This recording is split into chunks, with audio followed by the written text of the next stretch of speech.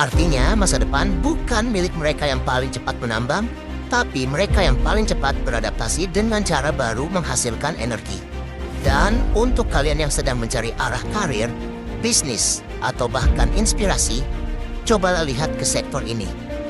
Karena setiap perubahan besar dalam sejarah selalu dimulai dari krisis, dan orang-orang yang mampu membaca arah krisis selalu jadi pionir di masa depan. 3. Kesehatan dan bioteknologi. Pandemi kemarin telah ngajarin kita satu hal, bahwa kesehatan bukan cuma urusan rumah sakit, tapi fondasi dari seluruh ekonomi dunia. Karena waktu dunia berhenti gara-gara virus kecil yang bahkan gak bisa dilihat mata, kita sadar, semua yang kita kejar, bisnis, karir, produktivitas, gak ada artinya kalau sistem kesehatan rapuh. Dan sejak itu, dunia berubah. Bukan cuma dalam cara kita mengobati penyakit, tapi juga cara kita memandang tubuh dan data manusia. Hari ini, kesehatan sudah bukan cuma soal obat dan dokter, tapi soal teknologi, data, dan personalisasi. Kita sedang bergerak menuju era bioteknologi, di mana tubuh manusia mulai dipahami seperti sistem yang bisa dianalisis, dioptimalkan, bahkan dimodifikasi. Bayangkan, kita sekarang punya teknologi gene editing seperti CRISPR yang bisa memotong dan memperbaiki gen penyebab penyakit bawaan. Ada wearable health tech seperti smartwatch yang bisa memantau detak jantung, pola tidur, hingga stres harian. Dan muncul bidang baru bernama longevity science yang bukan lagi bicara soal menyembuhkan penyakit, tapi bagaimana memperpanjang umur manusia dengan kualitas hidup yang tetap prima. Inilah sebabnya kenapa industri kesehatan dan bioteknologi disebut sebagai the next trillion-dollar industry. Karena apapun yang bisa bikin manusia hidup lebih lama dan lebih sehat, pasti punya nilai luar biasa. Sekarang, peluangnya terbuka lebar di banyak sisi.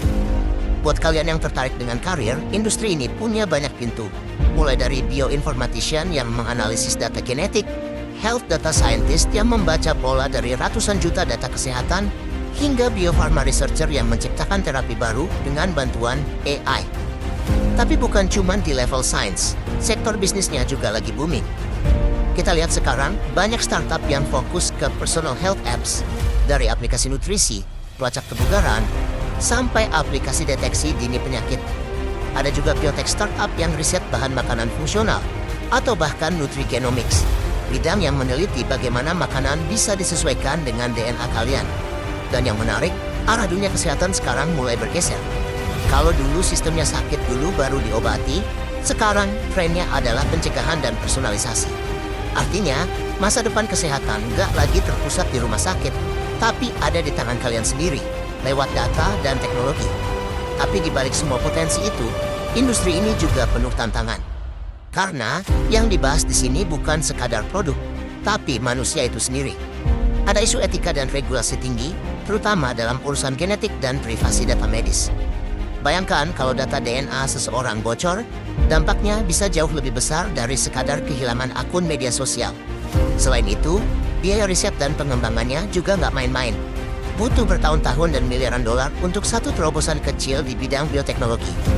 Tapi kalau berhasil, returnnya bisa mengubah sejarah. Misalnya vaksin mRNA yang dulunya dianggap eksperimen, sekarang menyelamatkan jutaan nyawa dan membuka pintu riset baru di seluruh dunia. Jadi jelas, kesehatan dan bioteknologi bukan cuma sektor medis, tapi fondasi baru dari peradaban manusia modern. Kita sedang menuju masa depan di mana kesehatan gak lagi reaktif, tapi proaktif. Di mana penyakit bisa dideteksi sebelum muncul, dan pengobatan bisa disesuaikan dengan gen unik tiap individu.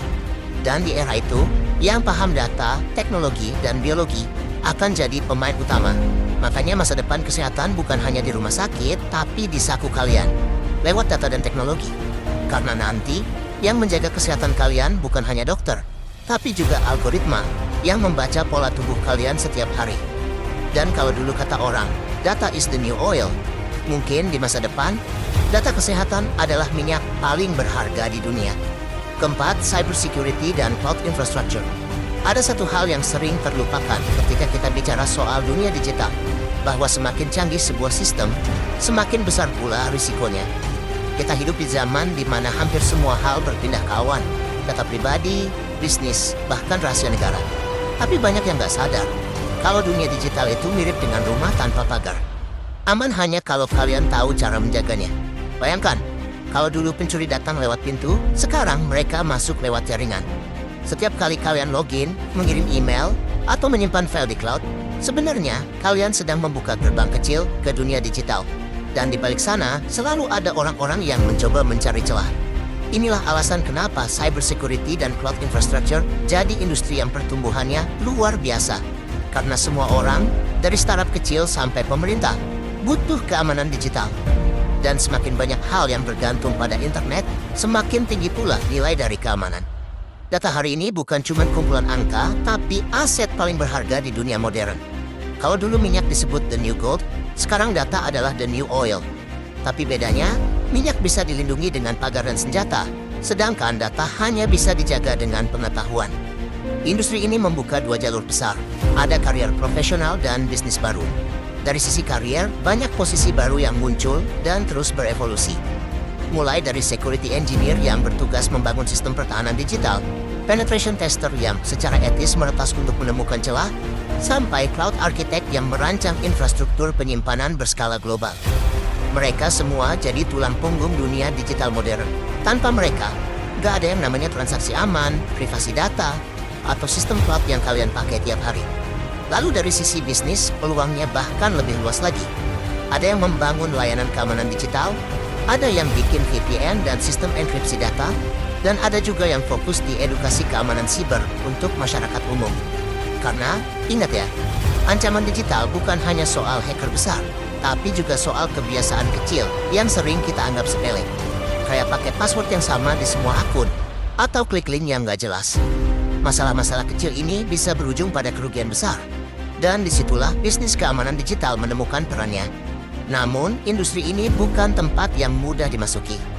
Ancaman di dunia cyber selalu berubah, dan yang kalian pelajari hari ini bisa jadi usang dalam hitungan bulan. Artinya, kalian harus punya mental pembelajar seumur hidup. Seorang profesional di bidang keamanan digital gak bisa puas dengan satu sertifikasi atau gelar. Karena dunia maya terus berevolusi, dari phishing, ransomware, sampai social engineering. Bentuk ancamannya makin canggih dan psikologis. Kadang bukan sistem yang diretas, tapi manusianya yang ditipu. Selain itu, ada tantangan besar dalam membangun kepercayaan publik. Keamanan digital bukan cuma soal teknologi, tapi soal reputasi. Kalau pengguna nggak percaya bahwa data mereka aman, semua teknologi canggih jadi percuma. Makanya, banyak perusahaan teknologi besar seperti Google, Microsoft, dan Amazon berinvestasi besar-besaran di bidang ini. Mereka tahu, tanpa kepercayaan, nggak ada masa depan bagi ekosistem digital.